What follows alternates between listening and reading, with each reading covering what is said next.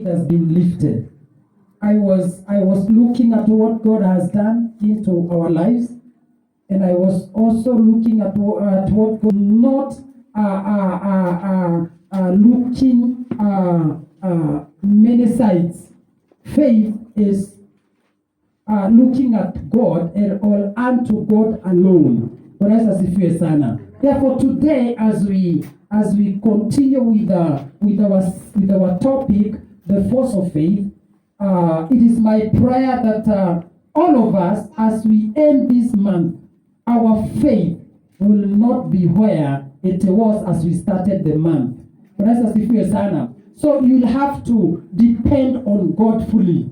You'll have to look unto God for everything, because He's so faithful. Bwana Yesu asifiwe sana. Inasema ya kwamba yeye ni mwaminifu kutimiza ahadi zake kuliko jua na mwezi.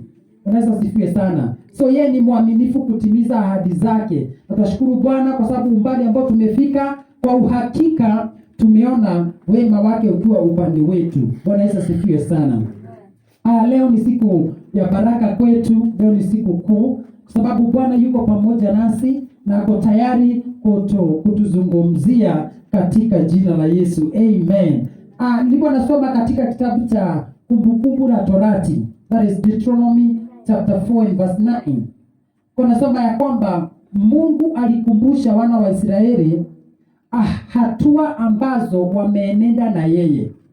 Na alikuwa anawaambia ya kwamba tafadhali wapendwa, msije kuwa wasaufu.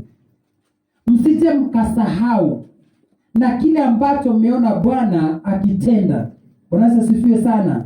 So and alikuwa anaambia ya kwamba it is important that you do not forget. Keep reminding yourselves of what you have seen the Lord doing in your lives. Bwana asifiwe sana. From Egypt to where He is taking them, He was warning them, because forgetfulness is dangerous. Bwana asifiwe sana. Kusahau ni hatari sana. Na Mungu alitaka ya kwamba wakae wakikumbuka, because every time they could remember, ingewakumbusha wangemsifu Mungu. Bwana asifiwe sana. Siku ya leo wapendwa, naomba ya kwamba tusisahau na mahali Mungu ametutoa. Tusisahau na yale Mungu ametenda. Tusisahau na vile Mungu ametenda na vile Mungu anatenda katika maisha yetu. Bwana asifiwe sana. Kile ambacho kimefanyika, huu ni mwanzo. Bado kuna makubwa Mungu anatupangia. Na kuna makubwa ambao Mungu amepanga kwa kila mmoja wetu. Umbali ambao tumefika inatukumbusha mahali tumetoka. Na tunapokumbuka mahali tumetoka, tuna sababu ya kumshukuru Mungu. Bwana Yesu asifiwe sana. Tusiwahi sahau wapendwa na mahali Mungu ametutoa.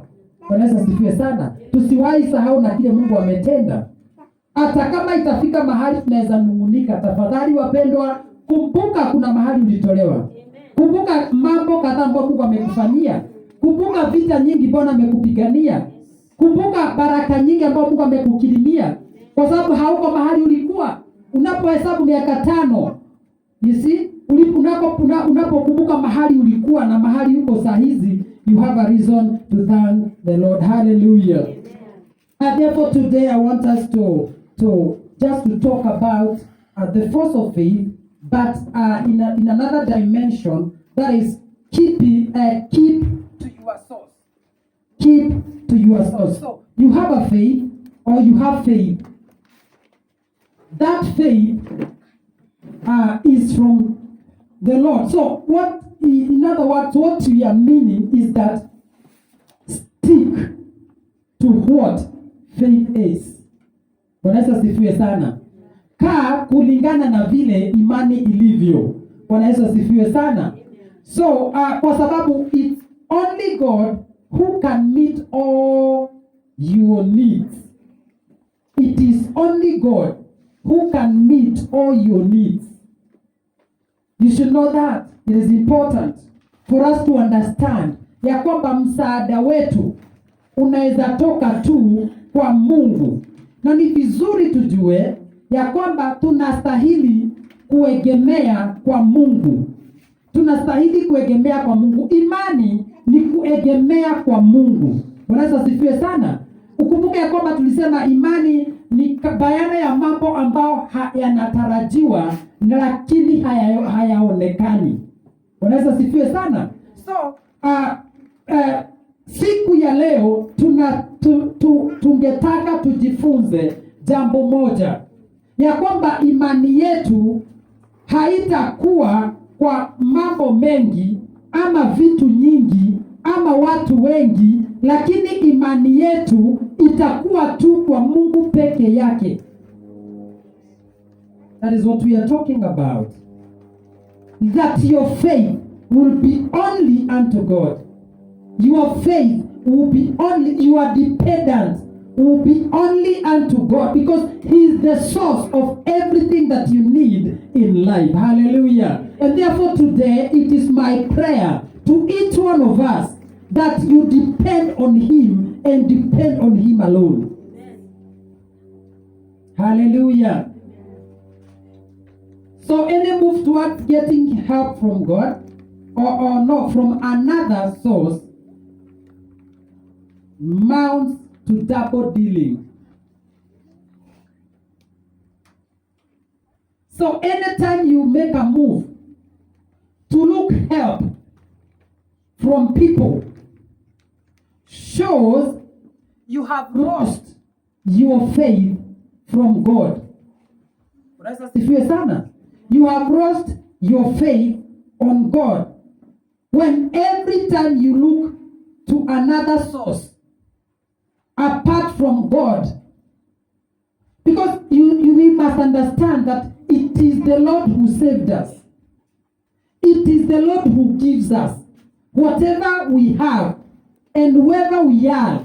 It is by the mercies of the Lord. Every time we depend on Him fully. Bwana Yesu asifiwe sana.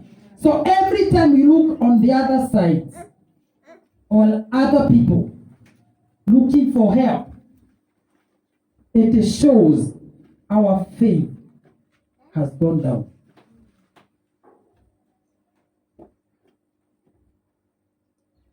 So God can't perform for people who stand on two opinions.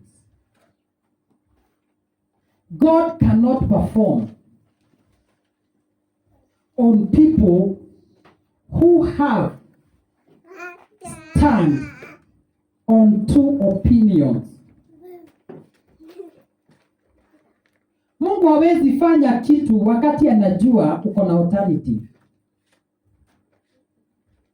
It is until when now you depend and rely on Him alone. It is when you put all your trust on God alone. It is when you wait upon the Lord alone. That is when He sees the desperation of your need. Then He comes. But if you have somewhere else that you are depending or waiting, there is an alternative.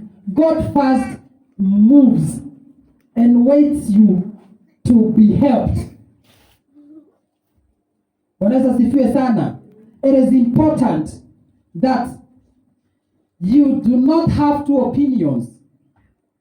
Trust on God alone. He's the only one who can help us. Bwana Yesu asifiwe sana. He's the only one who can lift us. He's the only one who can bless us. He's the only one who can heal us. Bwana Yesu asifiwe sana. So your expectations is either from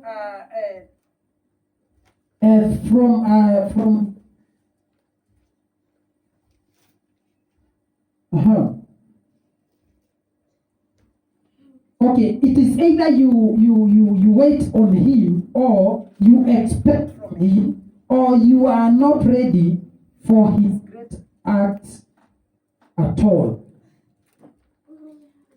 So you either depend on Him. Every time you don't depend on Him, then you are not ready, or we are not ready for the great things that He has prepared for us.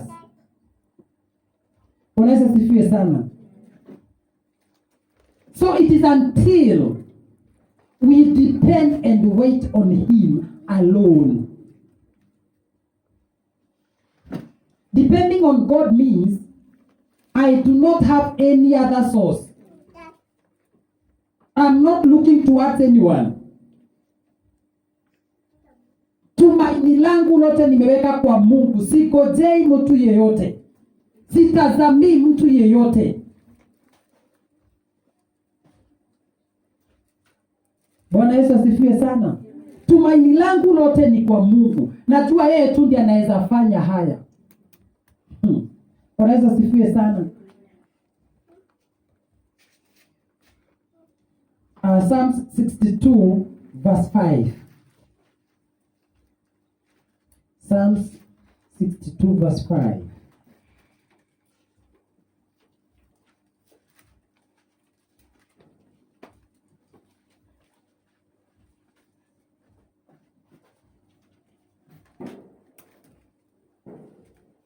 Thank you, Lord Jesus. We give you praise. We give you honor. So my soul waits silently for God alone. For my expectations is from him. He only is my rock and my salvation. He is my defense. I shall not be moved. In God is my salvation, he and my glory, the rock of my strength, and my refuge is in God. Trust in him at all times, you people. Pour out your heart before him. God is our refuge. When you understand this, or when we understand this, itatusaidia kujua ya kwamba kile ambacho unahitaji siku ya leo inaweza tu tokana kwa Mungu. Bwana Yesu asifiwe sana. Kile ambacho unahitaji. So ndio nasema ya kwamba moyo wangu unakungojea silently. I'm not talking, I'm not saying, but my dependence is on you, oh God. Though I may not speak it out, I may not say it, lakini najua ya kwamba tumaini langu liko tu kwako. Bwana Yesu asifiwe sana. Tumaini langu liko kwako. Naweza kosa kuongea. Bwana Yesu asifiwe sana. Tumaini langu, wewe ndiwe jiwe langu la wokovu wangu. So he will make sure that you win. Atahakikisha ya kwamba umeshinda vita vyote. Bwana Yesu asifiwe sana. So nasema ya kwamba he is my defense.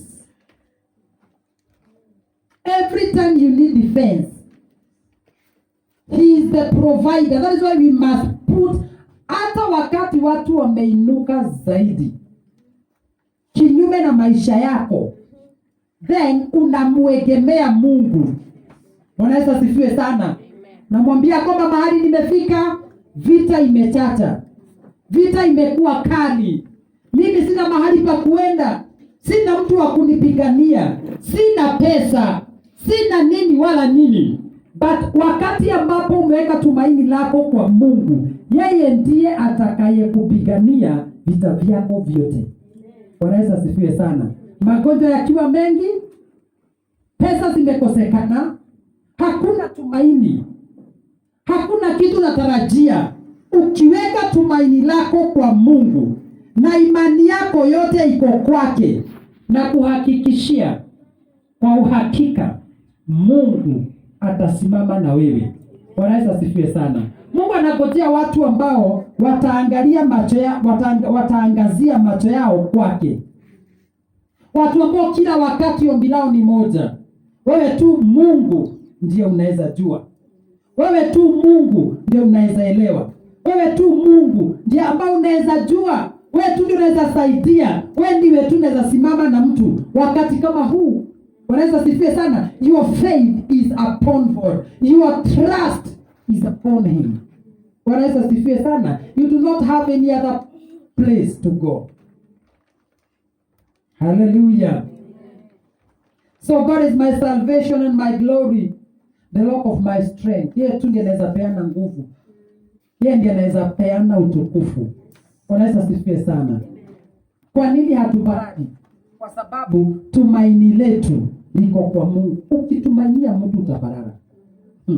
Bwana asifiwe sana. Utaparara. Ukitumainia mtu utaparara.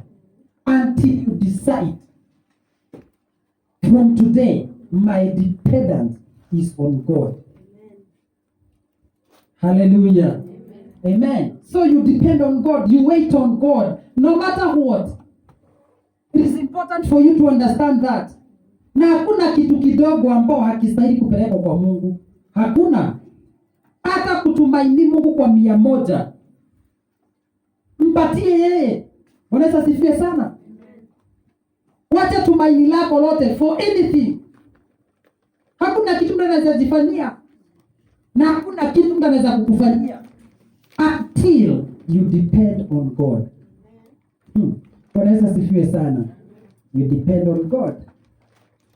You depend on God. So he is my strength. He is also my refuge. When all other things have failed, wakati mambo zingine zote zimefika mwisho na bado hujapata msaada wako, Mungu ndiye mahali pa kupotelea. Bwana Yesu asifiwe sana. Mungu ndiye mahali pa kupotelea.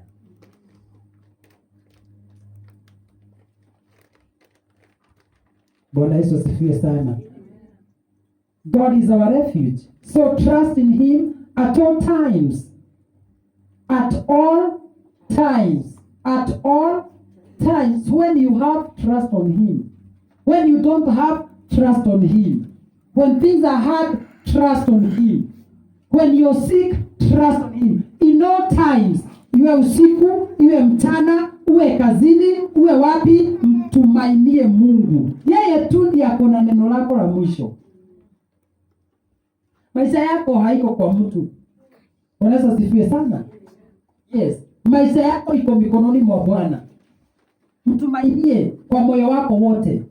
Weka imani lako kwake. Yeye tu ndiye anaweza kukusukuma.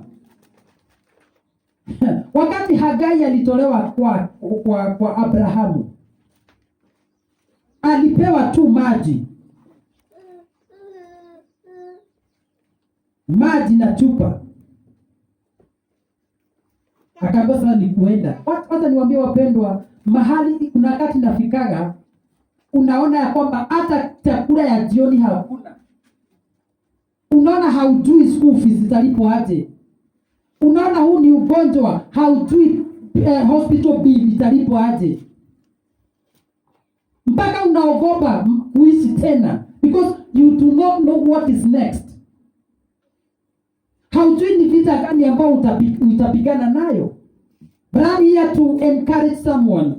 Let your faith be upon the Lord. Bwana Yesu asifiwe sana.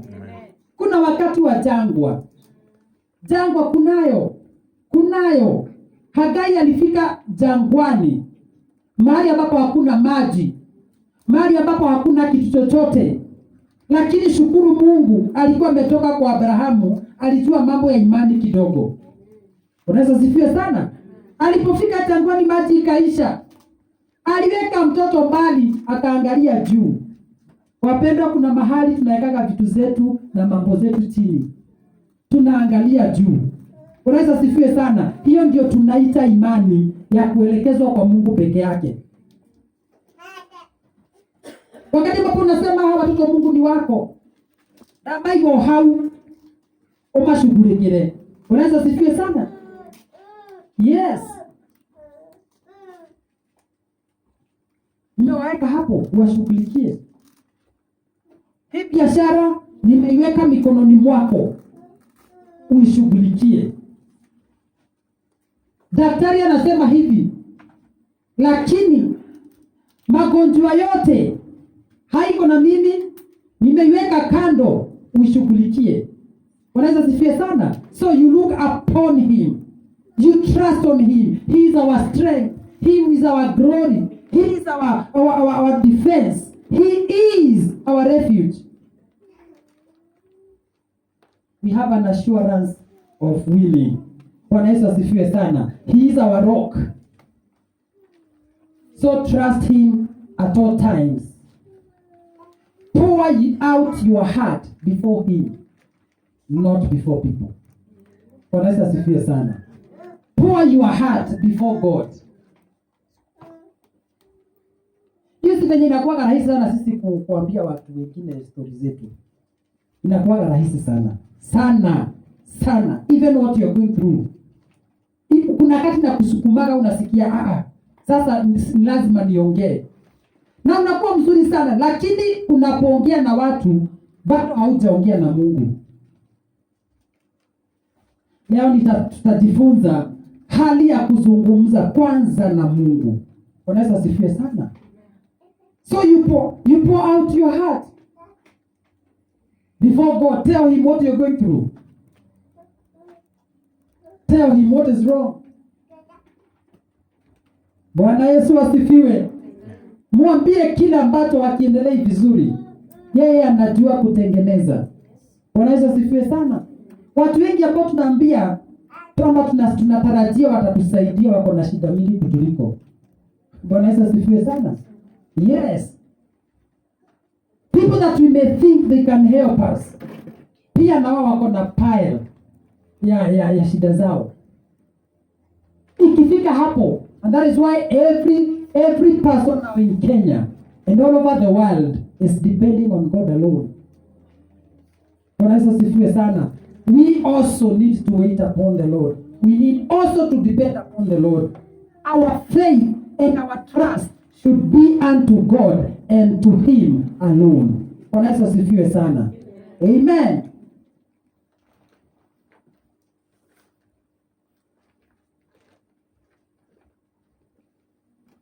Let's see 121 verse 2. The same book of Psalms 121 and verses 2.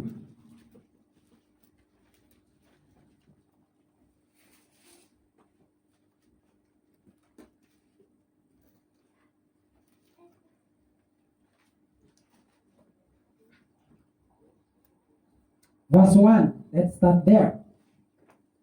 I will lift up my eyes to the hills, from whence comes my help. My help comes from the Lord, who made heaven and earth.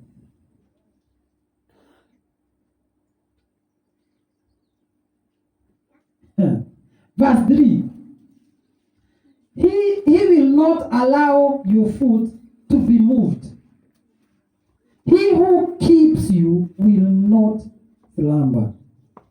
You know, there is an assurance of safety. When you depend upon the Lord, so anauliza ya kwamba nitainua macho yangu milimani.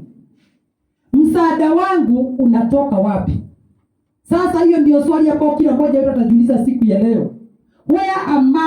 Where is the source of my help? Where is the source of my help?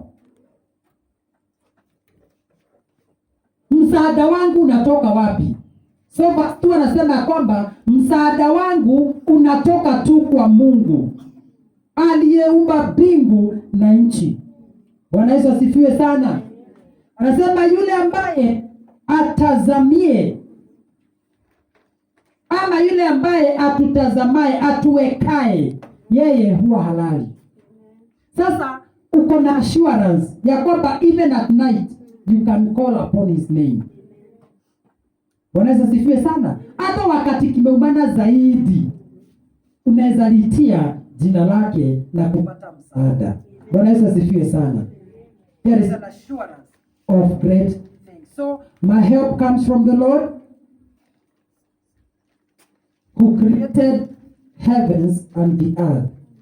He does not share his glory with any man. That is why God is a jealous God.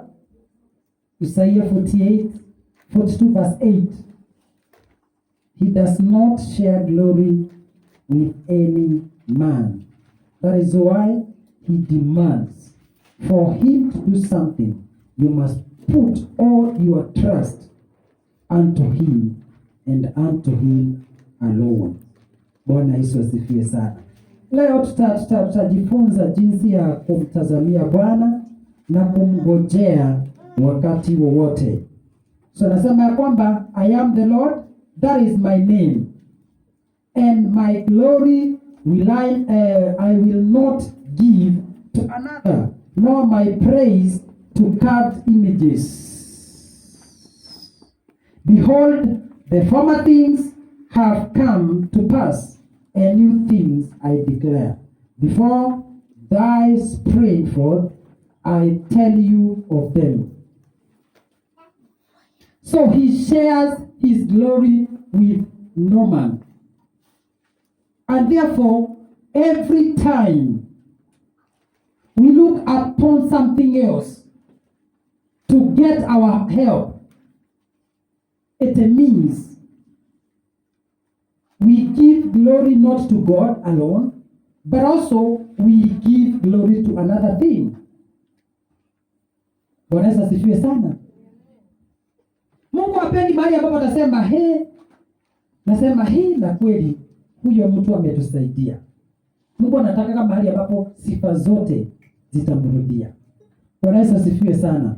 Huwa anataka mahali sifa zote zitamrudia. Bwana Yesu asifiwe sana.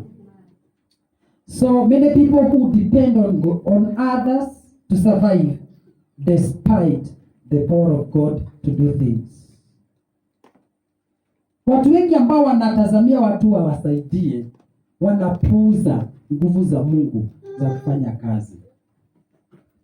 Bwana Yesu asifiwe sana. So he is Jehovah El Shaddai.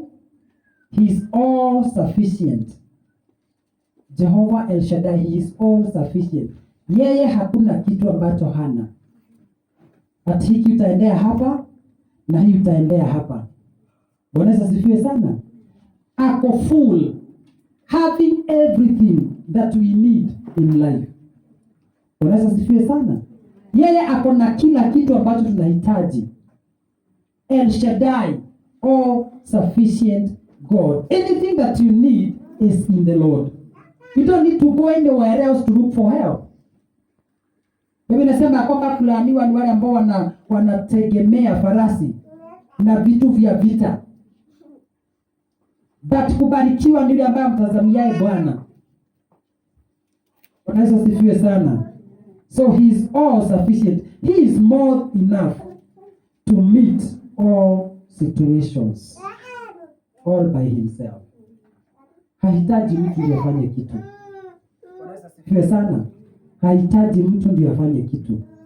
Na in case hahitaji atasema. Bwana Yesu asifiwe sana. So in some situations anaweza amua kutumia watu. Anaweza amua kutumia kitu. Anaweza yeye. Wewe tu ukiwa umekaa tu hivyo unasikia kwamba mtu wewe umeomba Mungu, umeamini Mungu. Alafu roho masadi kile ambacho ulikuwa unataka, sababu yeye ni mwaminifu, anapea mtu anakuletea. Bwana Yesu asifiwe sana. Siku na wakati ushawaomba pesa. Unaenda kazini haupati. But mtu tu anakuja tu nasikia mtu anasema tumekaa sana bila kuonana. Tena anasema bakubaia soda. Hiyo ni kitu ambacho ulikuwa umeomba. Mungu anatumia mtu. So yeye akitaka kutumia mtu anaweza tumia. So Balaam alienda kulaani Israeli. Na wakati alipokuwa naenda, kuna some situations Mungu anaweza tumia watu. Lakini si wewe tuna depend kwa watu. Hapana, kama kuna kitu ambacho Mungu anataka tuondoe ni mawazo yetu kwa watu. Anaweza kutumia akitaka, if he chooses. So Balaam anaenda, Mungu anamkataza lakini yeye haoni. Mungu anatumia punda. Bwana Yesu asifiwe sana. So anaweza amua kutumia kitu. Bwana Yesu asifiwe. Anaweza amua kutumia kitu. Luka 19 na mstari wa 40. Luke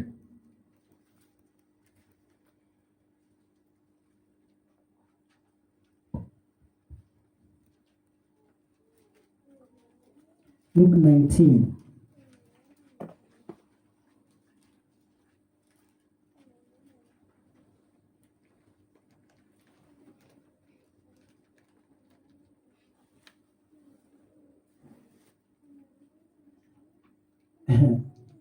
So, 39, and some of the Pharisees called to him from the crowd, Teacher, rebuke your disciples. But he answered and said to them, I tell you that if these should keep silent, the stones would immediately cry out.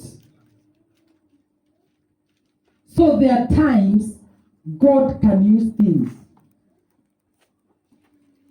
Unaweza sifiwe sana. Nasema ya kwamba even when you don't sing, ataamuru mawe na yamuimbie. So there are times he can use things to talk to you, or to minister to you, or even to bring help. Unaweza sifiwe sana. Mungu anaweza sababisha panya iende kwa wenyewe na ichomoe ngiri. Alafu ipite kwa kitanda yako. So wewe hata ukipata unaweza sema ati nilikuwa hata kuna mtu anaweza sema ati kuna pesa uliiba. Si labda ulikuwa umesahau hiyo ngiri kwa kitanda. God can cause anything. Unaweza sifiwe sana. Ama kukuya inatagia kwako. Unaenda tunapata mayai. Anyway. Unaweza sifiwe sana. God can use these things to make sure unaendelea vizuri. Unaweza sifiwe sana. Amen.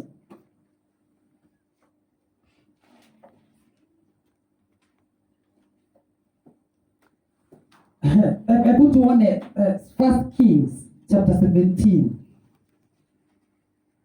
Wacha tuone. There are times God himself acts. There are times things and people act. But he chooses him who chooses.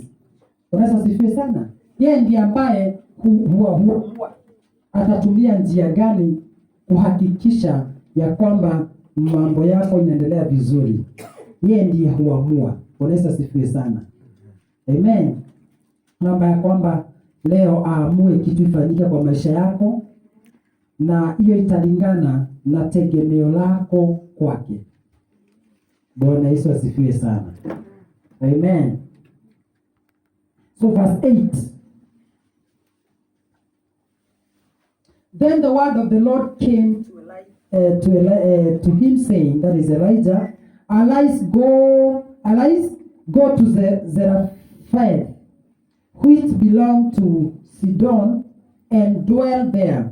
See, I have commanded a window there to provide for you. So he arose and went to Zarephath, and when he came to the gate of the city, indeed a widow was there gathering sticks.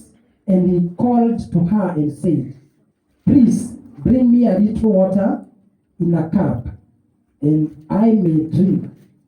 And as she was going to get it, he called to her and said, Please bring me a morsel of bread in your hand.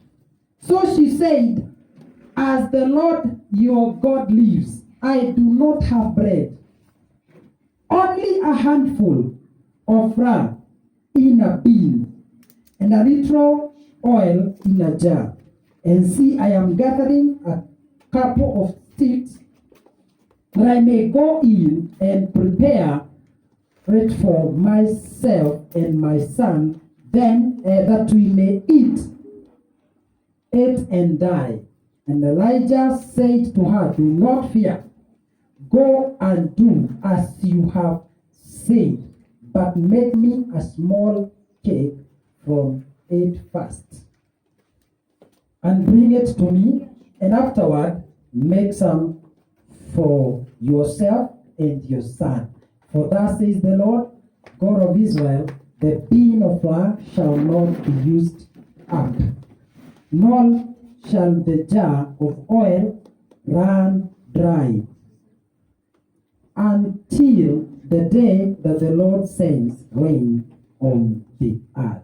Now, you see, God himself sends Elijah to a woman. But mama hakuwa na msaada wake because hata yeye alikuwa amebakia raundi moja ya mafuta na unga. So hata yeye mama hakuwa na tegemeo na tarajio lingine. Unaweza sifiwe sana. Yeye alikuwa amefika mwisho. But Mungu anatuma huko kwa sababu Mungu alitaka kuokoa huyu mama. Sana sana hoja haikuwa Elijah. Mama alipofanya venye aliambiwa, hiyo ni kuonyesha kwamba Elijah alidepend on God for survival. Now the mama pia angedepend na imani ya Elijah ili waweze kusurvive. So when she did what she was told, because alisema kwamba Mungu amesema. In other words, you see, Elijah alikuwa mtu alikuwa umekauka. Lakini Mungu alitaka kuokoa huyu mama. Akamwambia enda utapata nimetayarisha mtu kwa ajili yako, you be eating there. Now, every time alikuwa anapikia Elijah, kitu ya kwanza ambayo alifanya alikuwa na imani na Elijah na Mungu wa Elijah. Unaweza sifiwe sana. So kile aliambiwa hakukawia kukitenda. Unaweza sifiwe sana. Every time you hear the word of the Lord, tunasema ya kwamba ni empowerment huwa tunapata. So Mungu anatutuma hapa ili tuweze kuinua imani yako na imani zetu zipande juu. Bwana Yesu asifiwe sana. So the more alimpikia, mafuta na unga hasikuwahi kosekana. Bwana Yesu asifiwe sana. Why? God himself had ordered. He's the one who did it. He's the one who was doing it. Mahali alikuwa anasiagia unga, hakuna mtu anajua. Kwa hivyo mbinguni kuna kuwa na kisiagi. Bwana Yesu asifiwe sana. Mahali mafuta ilikuwa inatoka, hakuna mtu anajua. Kwa hivyo mbinguni kuna kuwa na refinery ya mafuta.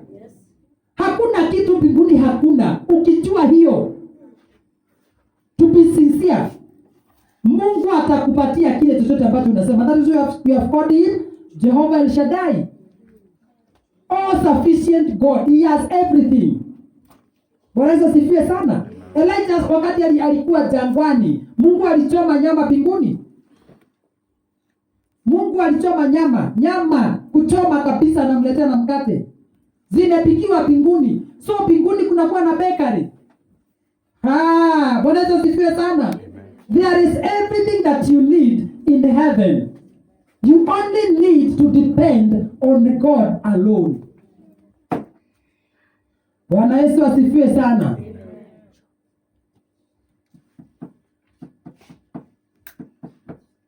Kuna vitu hauwezi fanya at once.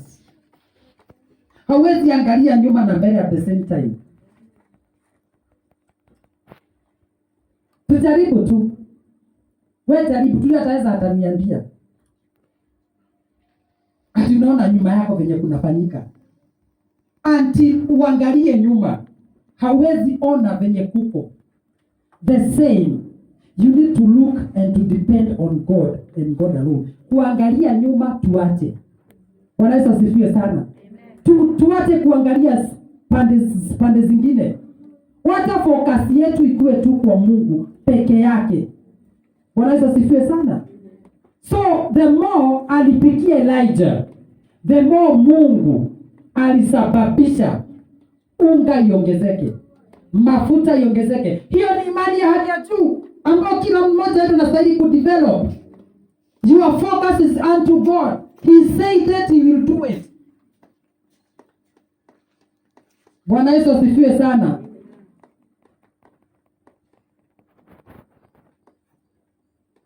You need to depend on God. We need to depend on God. We need to depend on God. Let our trust be unto God and God alone. Bwana Yesu asifiwe sana. So wale ambao walikuwa watu 5 walilishwa na Mungu mwenyewe. Wakati samaki ni 5 na mikate 2 ama mikate 2 na samaki 5 wakati ambapo hazingetosha watu 5,000, Jesus alichukua hizo mikate akazielekeza juu, akapatia Mungu. In other words, imani ya Jesus akaielekeza kwa Mungu for multiplication. Do you know if zilipotoka hazikuwa zimeongezeka, zilikuwa tu vile vile 5, 2. Wakaitisha kikapu akaweka, akaitisha ingine na akaambia watu waketi wapewe chakula. So the more aligawa, the more Mungu aliongeza. Wanaweza sifiwe sana. Naomba ya kwamba katika msimu huu kila mmoja wetu atajipanga na ataamua kutumainia Mungu kwa sababu hata chakula peke yake. Wanaweza sifiwe sana. Utaamini Mungu kwa chakula.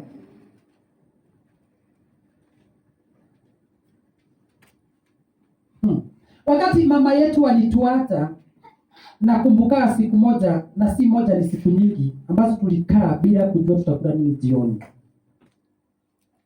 But God was so faithful. Mungu alitayarisha watu from nowhere. Tukapata mama moja alikuwa anafanya kazi kwa shule. So na wakati huo ni wakati serikali ilikuwa inapeana mahindi ya yellow ya Thika.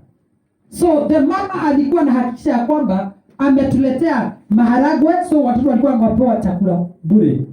So walikuwa wanapikiwa githeri shule. So mama alikuwa zile ambazo amepewa na sisi anatugawia. Watoto tunakula pia ugali ya hiyo Thika. Another one alikuwa analima na huku Gadioro na huku juu. Because you see, when we were left, we had no other source.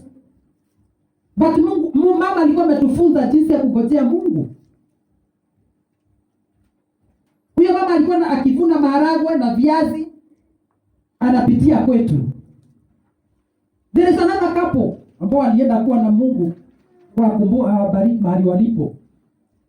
They used to make sure wamekuja na unga ya ugali, cabbage na maziwa. When you depend on God, ataamuru watu. Sasa tuseme maybe there is something I want from you. Maybe there is some money. I don't need to come to you direct. I need to tell the Lord I need money.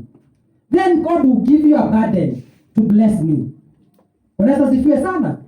Yes. In fact, you are most time when things are not good, or even when the things are good, you need to be upon God, waiting on Him, asking Him questions. Unaweza sifiwe sana? Depending on Him. Wakati mwingi kuwa hapo, watu wanaweza kupoteza muda kungojea kwa ofisi ya MCA, ama ofisi ya governor, ama ofisi ya president. But hawajui ya kwamba ingekuwa rahisi kama wangeamua wataendea Mungu aguze president. Wanaweza sifiwe sana. I pray that we depend on God. Let our hearts, let our eyes be unto the Lord and God alone. Wanaweza sifiwe sana. Amen. So you can't look unto God for employment and at the same time you are going round about seeking favor from men. So hawezi ngojea Mungu kwa sababu ya kazi. Unataka kazi, uajiriwe kazi. Now at the same time unaendea watu kuomba kibali. You need to wait on God. Tell God, God, mimi nahitaji kazi. You write your application letter, upatiane. Wewe God, ambia Mungu, I am depending and waiting on you. I need job. Wanaweza sifiwe sana. So we should not have another source. We should not have another source of power or anything. Let us expect from the Lord. Wanaweza sifiwe sana. Usiambiwe kwamba kuna mahali watu wanaenda na hapa chini. Wanaweza sifiwe sana. Kuna kakitu tutafanya tu kadogo. Depend on God. Wait on God. You are enough to ask for yourself from the Lord. Umetosha kuitisha kutoka kwa Mungu. Unaweza sifiwe sana. Uko na uwezo, uko na nguvu, itisha kutoka kwake. Hallelujah. Yes, depend on him. Wait on him. Expect from him.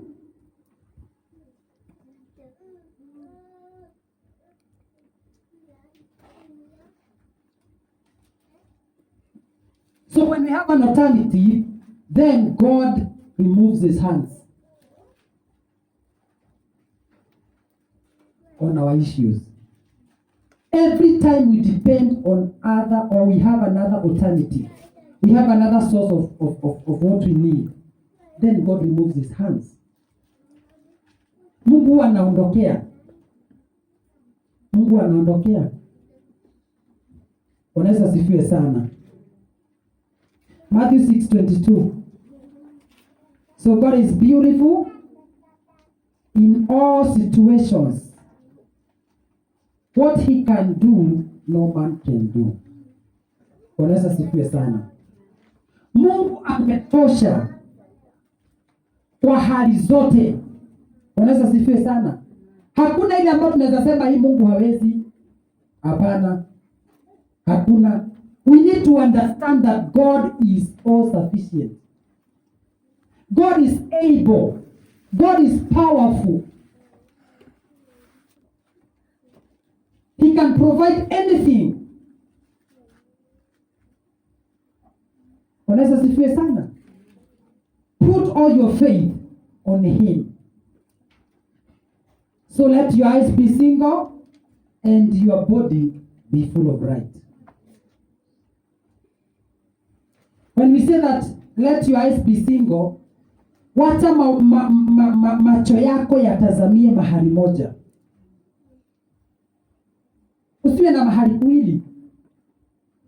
Depend on him. Wait on him. Look unto him. Focus. Let your focus be unto him. So look up, brethren. By so doing, it's impossible to look down.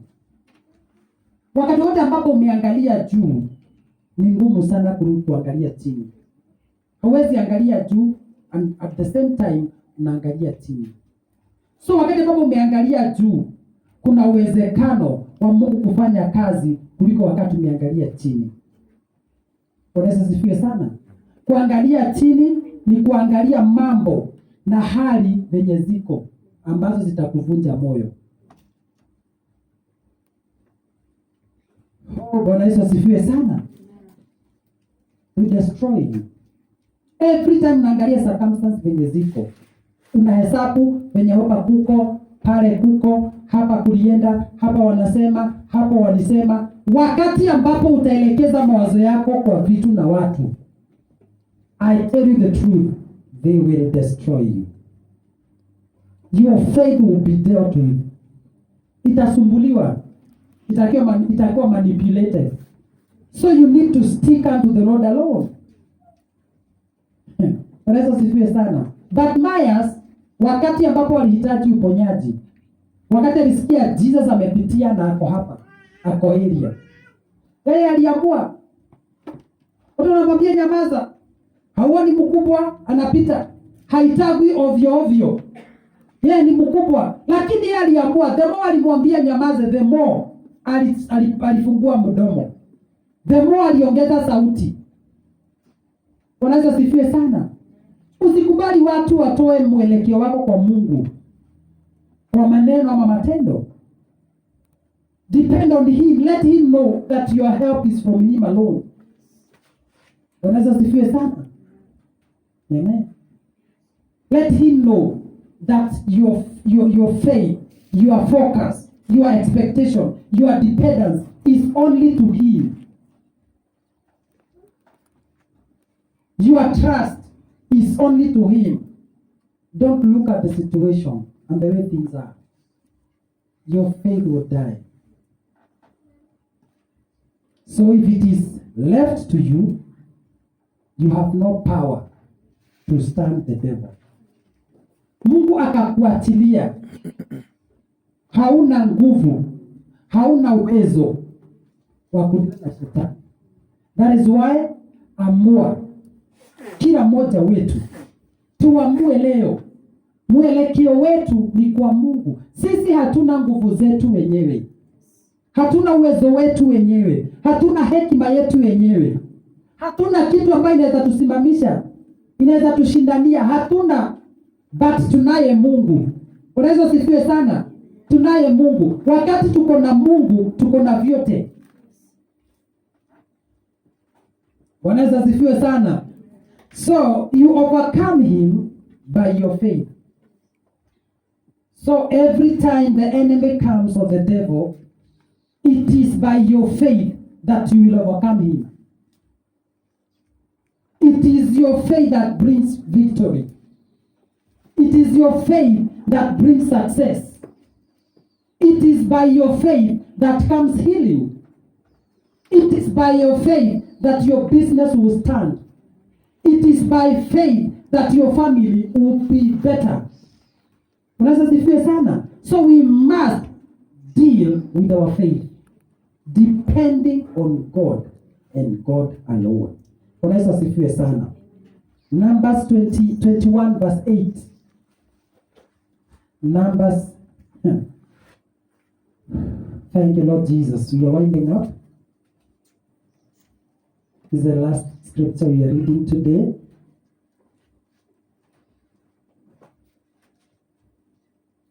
Numbers 21 verse 8.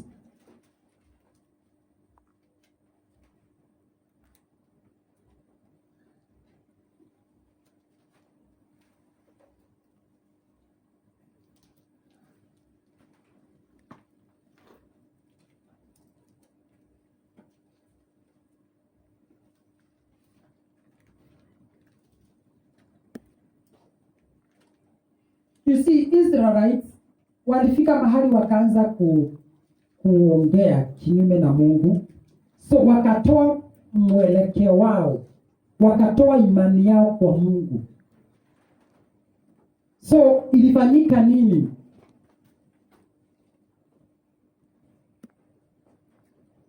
Okay, let's see from verse 7.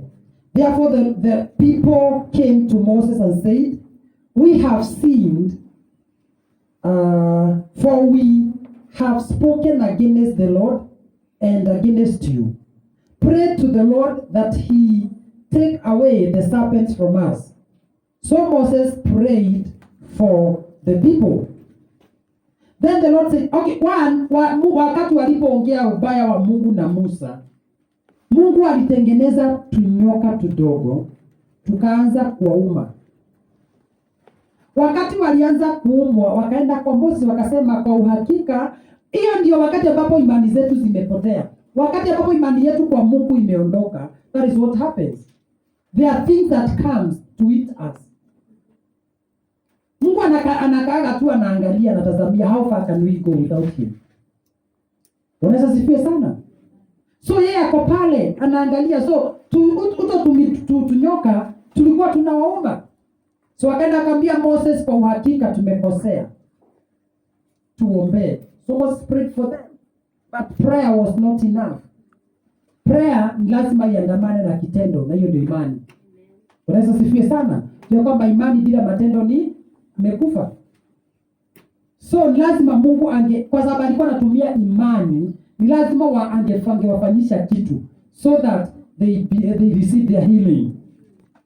So then the Lord said to Moses, "Make a fiery serpent and set it on a pole, and it shall be that everyone who is beaten there, when he looks at it, shall live."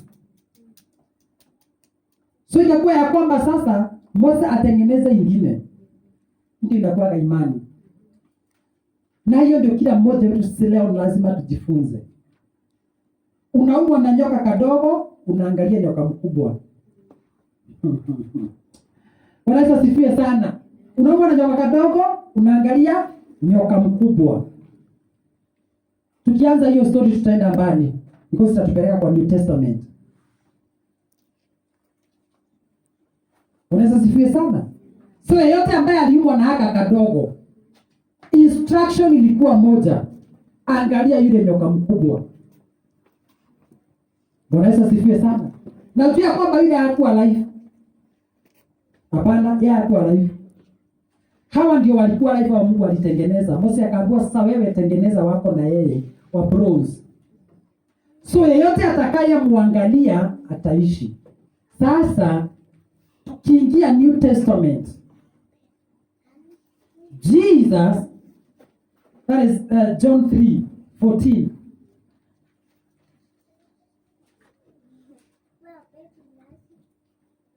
Nasema kwamba kama vile Musa alinua huyo nyoka wa shaba, the same Jesus shall be lifted. Nimesema tukienda hiyo line tutaenda tutahubiri masa ingine.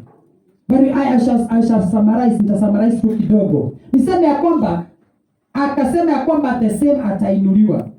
So that yule yote atakayemwamini asikufe bali awe na uzima wa milele. Sasa sikia. Zile vitu zote unaendea saa hizi, unapitia saa hizi. Zile mambo mbaya, magonjwa, hatari, ajali. You see, whatever we are going through, there is someone to look upon. There is someone to trust. There is someone to depend on. There is someone to wait upon. And that is God and God only. That is how I can summarize that. Your healing is on your depending on God. Unaweza sifiwe sana. Your lifting is on depending on God. How you depend on God, how you trust God, how you wait upon Him. That is what determines what you'll get from Him.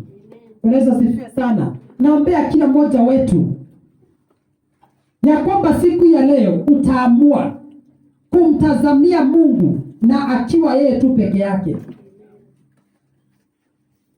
Uponyaji utakuja, lakini utakuja kulingana na vile utakayemtazamia, vile utakavyomtegemea Mungu. Ukiroa focus yako, then there shall be low fruits. Unaweza sifiwe sana. These are the times whereby everyone is entitled to look upon the Lord and the Lord alone.